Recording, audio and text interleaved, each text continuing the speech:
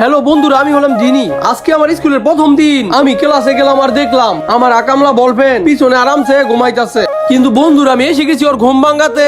আমি তাড়াতাড়ি আমার জানুর কান ধরে উঠিয়ে ফেললাম। এটা কি করতেছো? বাপ রে, কত জিদ্দি মেয়ে রে। কে রে তুই? তোর গার্লফ্রেন্ড? আরে জানু, তুমি এইখানে? আমায় দেখে কি তুমি খুশি হও নাই জানো? হ্যাঁ হয়েছে। এইটা ওর গার্লফ্রেন্ড। এটা কি সাবরির মতো বর্ষো ফালাও বলো। আরে জানু দাঁড়াও, আমি আগে এটা পরিষ্কার করে দেই।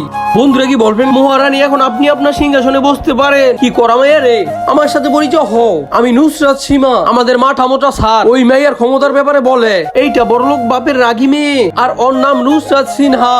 কিছুক্ষণ পর যখন লাঞ্চের সময় হয় তখন আমার জান বলে, জানু তুমি এখানে বসো, আমি আমাদের দুজনের জন্য খাবার আনতেছি। তখনই আজ আমাকে ইমপ্রেস করতে আসে।